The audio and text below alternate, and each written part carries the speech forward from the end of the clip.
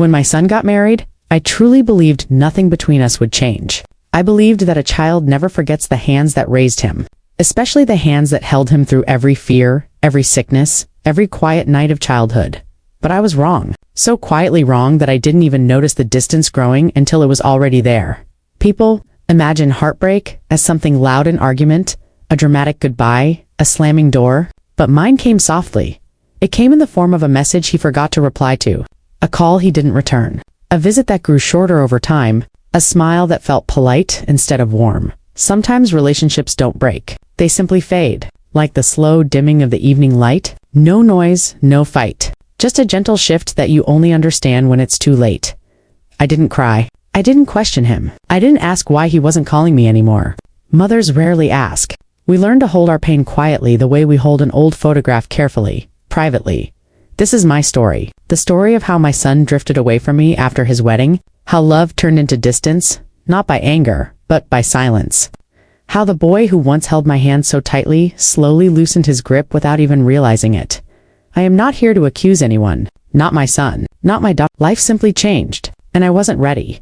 There are many mothers in this world who sit in a quiet room, pretending they're not waiting, though their hearts listen for a phone that might ring, a knock that might come, a child that might return.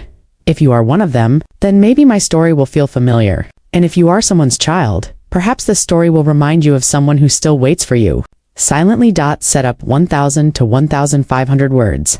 My name is Sarah. I am an ordinary woman with an ordinary life, but a heart full of memories that never feel ordinary to me. I lived most of my life in a modest home, a small gate, a narrow balcony, and 2 rooms that echoed with my son's laughter for years. The paint chipped in corners, the tiles cracked in places, but it was a home filled with warmth. I lost my husband when my son Ayan was only 12. That day the world felt too big, too loud, too heavy, but he became my courage without ever knowing it. He grew up faster than he should have. He wasn't a child who demanded things. Instead, he became a child who worried about me. I still remember how he used to walk slightly ahead of me when we went to the market. His small hand would reach back for mine. "Mama, walk with me," he would say, as if he were the one protecting me. Those moments are stitched into my heart. Even as a teenager, he stayed close to me. He was never embarrassed to be seen with his mother. We had evening routines, tea at the small dining table, soft conversations, his school stories, his dreams. He would sit beside me and say, "Mama, one day I'll make your life easier. Just wait." And I would smile and tell him he already had. After he finished school, he started working. He would come home tired but never without a smile. "Mama, I brought your favorite biscuits," he would say, placing the packet on the table with pride. He didn't earn much, but whatever he earned, he shared with me. For years, our lives were simple but full. The house felt alive because he was in it. But time moves forward even when our hearts wish it wouldn't. Neighbors started suggesting marriage. Relatives hinted that he was getting older. People said things like, "Sarah, your son should have a home of his own now." I would nod politely, but inside I wasn't ready. Not because I didn't want him to marry. No mother wants her son to remain alone. But letting go of being the center of his world, that is something no mother is ever truly prepared for. Then one evening he came home looking nervous. He sat down beside me at the table. "Mama, I need to tell you something." My heart tightened a little. "Tell me. There's someone I want you to meet." Her name was Hania. He spoke about her with a tenderness that made me realize their connection ran deep. He told me how kind she was, how hardworking, how thoughtful as he spoke. I watched the sparkle in his eyes. It was the sparkle of a man who had found someone important, someone who now shared the space I once held alone. I smiled, because he looked happy. And a mother's love is complicated. It holds joy and sadness at the same time. When I finally met Hania, she seemed polite, gentle, respectful. She greeted me kindly. She brought sweets. She spoke softly. I liked her. Truly, I did. I thought she would become part of the family without replacing me. For a little while, everything felt hopeful. But in the quiet corners of my heart, a question whispered, will there still be space for me in his life after marriage? As the wedding preparations began, the house filled with noise. Guests came and went. Relatives laughed. Music played. Everyone celebrated. I celebrated too, at least on the outside. Inside, a small ache pressed against my chest. I could feel life shifting even before the shift happened.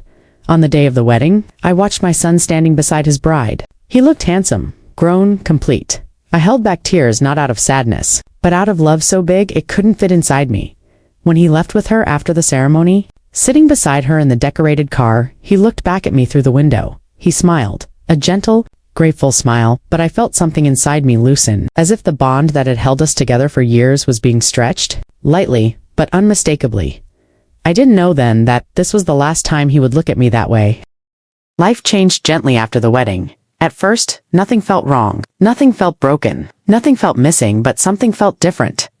Ayan and Hania moved into their new apartment across the city. It wasn't too far, just a 40-minute drive. I told myself that distance didn't matter. Love doesn't measure miles, but love does measure silence.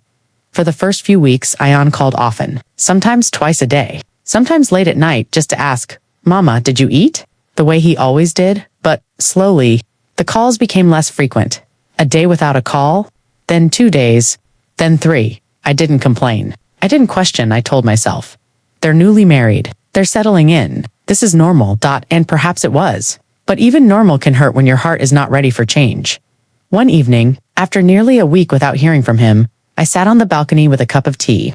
The sun was setting, painting the sky with soft orange streaks. It reminded me of all the evenings when Ayan sat beside me, telling me about his day. I looked at the empty chair next to mine, a chair that suddenly felt too empty. I dialed his number. He picked up on the third ring. "Mama, I was just going to call you," he said cheerfully, but his voice felt rushed, almost distracted. "How are you?" I asked softly. Good. Everything is fine, just a little busy." Busy. That was the first time he used that word with me. Busy, it was such a small word, but it sat in my heart like a stone. We talked for a few minutes, but the call felt short, and when he hung up, I sat with the phone in my hand, wondering why my heart felt heavy even though the conversation had been pleasant. A few days later, I decided to visit them. I called ahead, of course. I didn't want to walk in unannounced. AYAN. I was thinking, maybe I can come by tomorrow. I made your favorite rice pudding. There was a pause. A long, uncomfortable pause. "Tomorrow?" he repeated slowly. "Yes, if it's okay." Another pause. "Actually, maybe next week. Mama Hania has some guests tomorrow. She's a little stressed. Let's plan properly." Plan properly. Those words felt unfamiliar, strange, distant.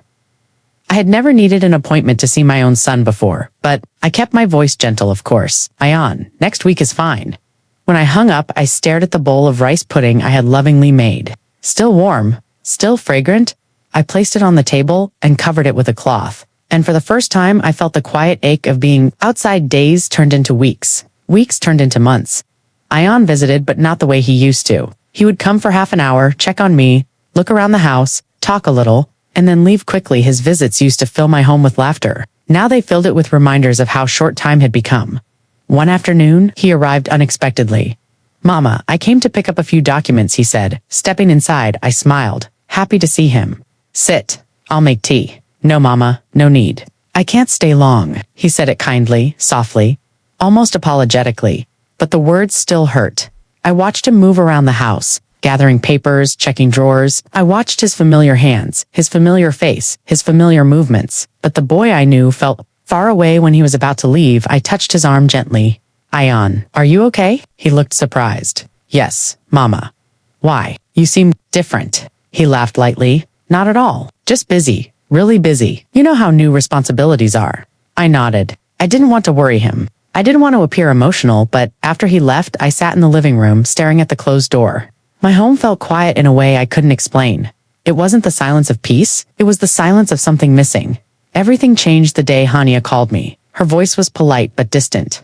"Mama, Ayan is very tired these days. He needs rest." I felt confused. "I understand. Should I stop calling him at night?" No, I just mean, maybe don't worry if he doesn't call often." "Oh," I said softly. "I never worry. I just miss him." There was a long pause. Then she said something I tried not to take personally. "Mama, married life is different. Ayan has more responsibilities now. Things won't be the same as before."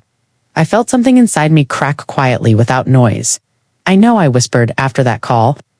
I stared at my phone for a long time. Her words echoed again and again. Things won't be the same as before. Maybe she didn't mean to hurt me. Maybe she was just being honest. But honesty can sometimes feel sharper than anything else. A month later, Ayan called late at night. It was unusual, so my heart lifted when I saw his name on the screen. "Mama, are you awake?" "Yes, I'm awake." "Is everything okay, Mama? Hania and I are going away for a few days. A small trip." That's wonderful, I said with genuine happiness. You both should enjoy. Yes.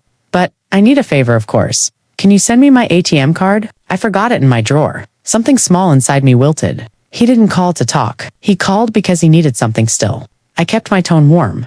I'll send it tomorrow, I said. Thank you, Mama, you're the best.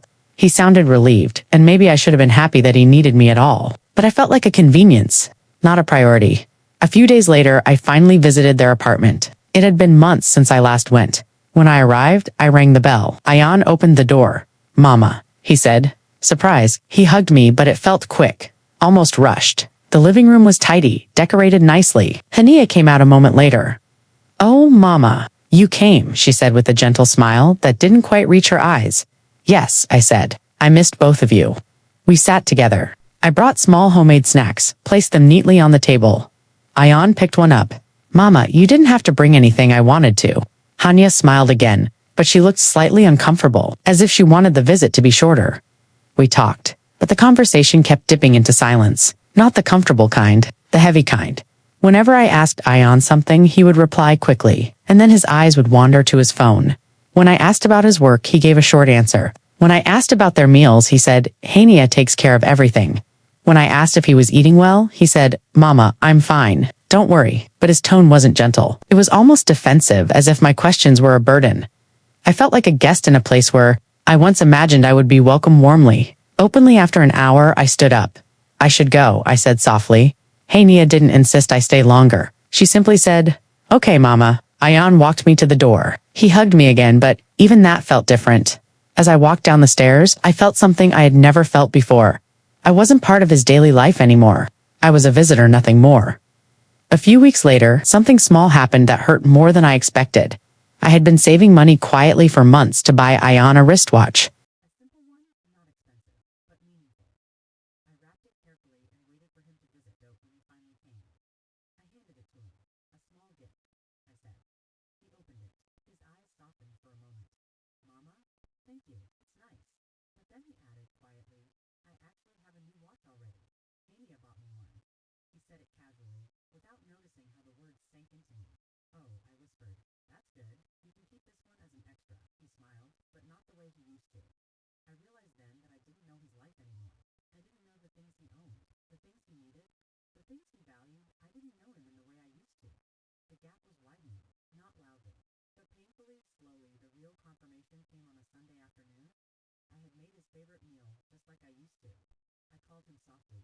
Ayan, can you come for lunch today? It's been so long, Mama. Actually, we made other plans today, he said. Hania wants to go to her parents' house. Oh, I said, hiding my disappointment. Another day then? Sure, Mama. I'll let you know. He didn't let me know. He never called back that night. As I cleaned the kitchen, I found myself whispering inside my heart. My son has a new life now, and I am no longer part of its center. And even though I understood, even though I accepted it quietly, it didn't stop the loneliness from settling inside me like a quiet shadow. The turning point of my story did not arrive with a storm. It did not come with shouting, accusations, or dramatic scenes. It came quietly, through small moments that felt harmless on the surface, yet changed everything underneath. And like most painful truths, I did not see it coming until it was already too late. The forgotten birthday. My birthday that year fell on a Thursday in the past. Ayan would always wake me early with a small cake and a kiss on my forehead. Sometimes he didn't have money for a proper gift, but he always brought joy, laughter, and a celebration that made me feel special.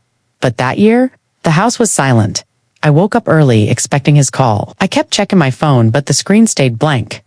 I told myself he must be sleeping. Then, he must be busy. Then, he probably remembers. He will call later by noon. My heart felt heavy. At 1 p.m., I whispered to myself, maybe he's planning a surprise. But no one knocked on my door. At 4 p.m., I finally accepted the truth. He had forgotten. I made myself tea and sat on the balcony, fighting the sting behind my eyes. At 6 p.m., my phone finally rang. It was Ayan. Mama, how are you? I'm fine, I said gently. How was your day? It was quiet. Good, he said. Distracted. Mama, did you see the utility bill I left on the table last time? I need a photo of it. I felt something break inside me. He hadn't remembered. He hadn't called for me. He had called for a bill. Still, I kept my voice soft. Yes, I'll send it. I sent the photo. I waited. He didn't call again. He didn't say anything else. I went to bed early, holding my pillow to my chest, pretending it didn't hurt. At midnight, my phone buzzed. Ayan had sent a message. Sorry, Mama. Hania reminded me just now. Happy birthday. Hania reminded him. My son had forgotten me completely, until someone else mentioned my existence. I stared at the message for a long time. Then I typed, thank you. Just 2 words. He didn't reply. The day he didn't come home, a few weeks later, a storm hit the city. The wind howled against the windows, and rain hit the roof like small stones. Storms always made me think of Ayan's childhood, how he used to run to me whenever he heard thunder. Mama, don't leave me alone, he used to whisper. But that night, I was the one whispering into the silence. Ayan, don't forget me. I called him just to check if he was safe. The rain was heavy and the roads were dangerous. He didn't pick up. I tried again. No answer. Finally, he called back an hour later. Mama, is everything okay? I just wanted to check if you reached home safely. The storm is bad. Oh, we're not home, he said casually. Actually, we're staying at Hania's parents' house tonight. Oh, I whispered softly. That's good. Stay safe then. Yes, Mama, don't worry. We talked for barely a minute before he hung up. I spent the rest of the night listening to the storm, feeling the weight of loneliness press deeper into me. Years ago, he would have held my hand during storms, but now, I was learning to sit through them alone. The lunch I wasn't invited. Tune Sunday morning, I woke up early, excited. I had a strange feeling like maybe Ayan and Hania would visit. I cleaned the house. I cooked his favorite dishes. I even set the table neatly, something I hadn't done in a long time. Then I sat on the sofa. Waiting. By noon, no one came. By 2 p.m., no call, no message. My heart sank. At 4 p.m., I opened social media. I rarely used it, but something told me to look. And there it was. A photo of Ayan and Hania at a restaurant, smiling, happy, celebrating their special Sunday lunch. Ayan had written in the caption, much needed family time. Family time, the words pierced my heart. Family, and I wasn't included. I sat at the table, staring at the untouched food, feeling like a child left out of a game she always played. Around 7 p.m., he finally called, Mama, we were out the whole day. I'll come next week. It's okay, I said softly. You enjoy? And I hung up before he could hear my voice crack. The turning point, the door that closed. Real turning point came one quiet evening. Ayan had promised to visit. He hadn't been home for almost a month. I waited the entire day, cooking, cleaning, checking the clock again and again. At 8 p.m. he finally arrived. Mama, he said, stepping inside. Sorry I'm late. Hania wasn't feeling well. It's all right, I whispered. Sit. I made dinner. We ate together. Or rather, I watched him eat while he checked his phone repeatedly after dinner. He walked to the living room and started looking through the shelves.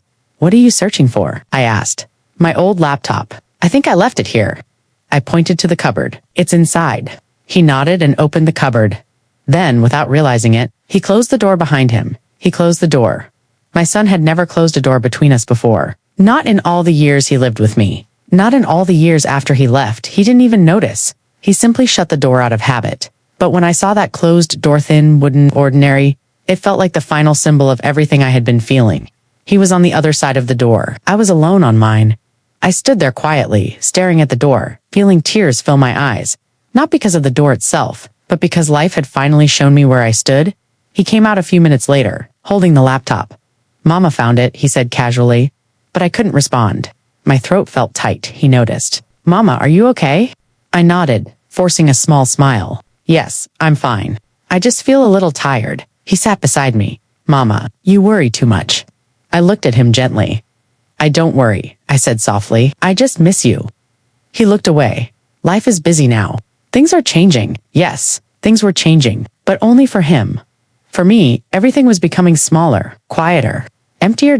Before he left that night, I walked him to the door. He hugged me, but I felt that the hug was no longer a promise. It was just habit, routine, a soft echo of something that once held love, but now held distance. When the door closed behind him, I didn't cry loudly. I didn't break down. I simply sat on the sofa and let one tear fall. Just one. Because that tear carried everything. Every forgotten call. Every quiet evening. Every empty chair. Every closed door. It was the moment I finally whispered to myself, my son has moved on, and I must learn to live with the space he left behind. Resolution didn't come to me like a sunrise. It didn't wash away the darkness instantly. It came softly, in small pieces, the same way pain had entered my life. No grand realizations, no dramatic change, just quiet acceptance. Acceptance of what was Acceptance of what would never return. Acceptance of what I still had to learn. The morning I chose peace one morning, I woke up and felt something different. Not happiness, not excitement, just calm. A calm that didn't come from answers, but from the acceptance that some questions would stay unanswered forever. I sat with my cup of tea, watching the steam rise into the still air. For the first time in a long time, I wasn't waiting for a message, or listening for footsteps, or hoping for a call. I was simply being, and in that quiet moment, I realized something. I had spent years loving, caring, giving, worrying, protecting, but somewhere along the way, I had forgotten to care for myself. I had given my whole life to motherhood, and when Ion moved on, I didn't know who I was without him. But now, it was time to learn a new rhythm. Days passed. I began creating small routines for myself, the kind of routines I once tied to Ion's comfort. But now, I shaped for my own peace. I opened windows every morning and let sunlight enter the rooms. I played soft music while watering the plants. I went for evening walks, breathing in fresh air that felt like a new beginning each day. I cooked smaller meals, lighter meals, not because I was lonely, but because I was learning to cook for myself without feeling guilty. And slowly, I started enjoying my own company. The silence that once suffocated me finally began to feel gentle. Letting go of the past without throwing it away. Healing didn't mean forgetting Ion. Healing didn't mean erasing the years we shared. Healing meant honoring those memories, but not allowing them to hurt me anymore. So one afternoon, I opened an old box of things Ion had left behind. Tiny baby clothes, the broken toy ambulance he refused to throw away, the school badge he once lost and cried over, a drawing he had made of us, a stick figure, Ion holding a stick figure, Mama's hand. I held the drawing gently, smiling for the first time without the smile trembling. I didn't throw anything away. I didn't shut the box either. I simply placed it back in its place. Not hidden, not displayed, just kept like a memory that no longer controlled me but still lived with me. Ion's visit. A couple of weeks later, Ion called unexpectedly. Mama, can we come over tomorrow? Hania wants to meet you. There was a time when my heart would leap at the word come, but now, my heart stayed steady. Of course, I said softly. The next day they came. Hania had brought flowers. Ion hugged me gently. Longer than usual we sat together, talking about small things, the weather, work, food, family plans. There was a moment when Ion looked around the house and said, Mama, have you changed something? The house feels different. Maybe I changed. I replied with a small smile. He looked at me carefully, as if seeing me after a long time. You seem peaceful, I nodded. I'm learning. He didn't ask what I was learning, and I didn't need him to. He didn't know the storms I had survived in silence. He didn't know the nights I had cried quietly into the pillow. He didn't know the way a closed door had broken me from inside, but he didn't have to know. That pain belonged to me. And now, so did the healing. The conversation I didn't expect as they were leaving. Ion hesitated. Mama, he said softly. I know I haven't been around much. I stayed quiet, letting him speak. I'm trying to balance everything, but sometimes I get lost in my responsibilities. I nodded gently. I understand, but I don't want you to feel alone. His voice cracked slightly on the last word. I looked at him with calm eyes, not angry, not hurt, just honest. Ion, I whispered, you're building your life. You're growing, adjusting, learning. That's how it should be. But, Mama, I raised my hand to stop him. A mother's heart is never empty, I said. It just changes shape, and I'm learning to fill mine in new ways. His eyes softened. He hugged me. Not the quick, distracted hug he often gave, but a real one, a meaningful one. That hug didn't heal everything, but it healed something. A small part, a quiet part, a fragile part inside me that still needed warmth. Accepting what is healing taught me something important. Love doesn't end, it evolves. Motherhood doesn't disappear, it shifts. Ion didn't stop loving me. He just loved differently now. From a distance, in a quieter way, and maybe that was enough. It didn't have to look like the past. It didn't have to sound like old conversations. It didn't have to feel like childhood memories. It just had to exist. And it did. The new balance as months went by. Our relationship found a new rhythm. Ion visited once or twice a month. He called more often. Sometimes it was a long conversation. Sometimes just a check-in. And I welcomed both without expecting more. I didn't wait with heavy hopes. I didn't count the days. I didn't question the silence. I lived my life and let him live his. Some days still felt lonely. Some evenings still felt quiet. But loneliness didn't scare me anymore. I had learned to sit with it, to breathe through it, to understand it, and slowly it lost its power. Soft forgiveness came softly. Not as a favor to Ion, but as freedom for myself. I forgave him for forgetting my birthday, for closing the door, for all the empty days, For all the silent nights, I forgave him. Not because he asked, not because he changed, not because he understood, but because I couldn't carry the weight anymore. Forgiveness wasn't a gift I gave him. It was a gift I gave myself. A gift of peace, of calm, of acceptance. Learning to live again in time, I found myself laughing more. I started reading books I once loved. I made small changes to the house: new cushions, new curtains, new colors. Not to forget anything, but to begin again. Life didn't magically become perfect. It became possible, and that was enough. One evening, as I sat on the balcony watching the sun set, I realized something. Ayan was still part of my life, just not in the same way. And I was still mama, just not the same kind. Motherhood had expanded, not ended, and my heart, though cracked, had learned how to hold light again. In the weeks that followed, life settled into a soft, steady rhythm, not loud, not dramatic, just steady enough for my heart to breathe again. Some evenings when the house felt too quiet, I would sit on the balcony and watch the neighborhood lights flicker like tiny stars. And in that stillness, I found a strange comfort, as if life was whispering that I had survived the hardest part. Healing didn't mean everything was perfect. It simply meant I had stopped expecting perfection. A short visit that meant more than words. One Sunday afternoon, Ayan came alone, no announcement, no occasion. He just walked in quietly, holding a small box in his hands. "Mama," he said softly, "I saw this and thought of you." Inside the box was a simple little wooden frame, the kind used for small photos. "How come it's empty?" I asked gently. He smiled, almost shy. "Because I want you to fill it with whatever memory makes you happiest." For a moment, I didn't know whether to laugh or cry. Not because the gift was big, but because he had thought of me. Because something inside him remembered. Something inside him still cared. I didn't tell him how much it meant. I simply touched the frame and said, "It's beautiful. Thank you." Sometimes a mother doesn't need grand gestures. Just a sign that love still lives somewhere in the corners. A new kind of togetherness after tea. We talked for a while about ordinary things, simple things, life things. He told me about work. I told him about my plants. He mentioned a trip he was planning with Henia. I reminded him to take warm clothes. It was nothing special. And yet, it felt special. Not because the conversation was deep, but because it was peaceful. No expectations. No sadness hidden between words. Just two people learning how to meet each other again in a softer, quieter way. Before leaving, Ayan hugged me, a real hug. Warm and steady. "I'll visit again soon," he whispered. I believed him. Not because he promised, but because his voice sounded like he meant it.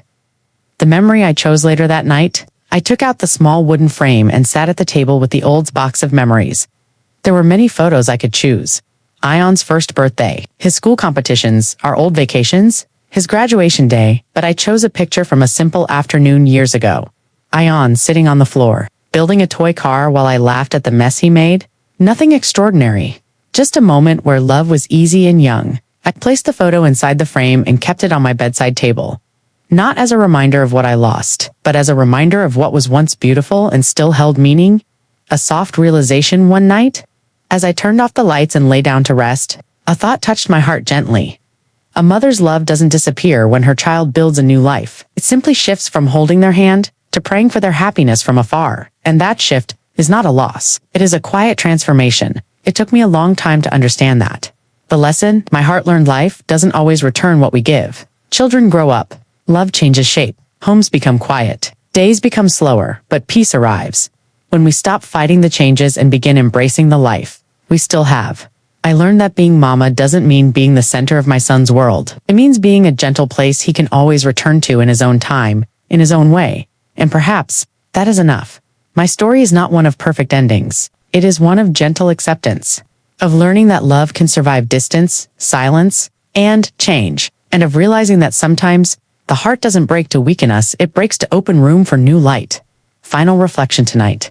As I close this chapter in my heart, I do so with calmness. Ayan has his life, and I finally have mine, and though our paths no longer run side by side the way they once did, they still meet in visits, in memories, in small gestures, in quiet love. This is motherhood, not perfect, not predictable, but always, always full of hope. And that hope is what keeps me going. Asterisk.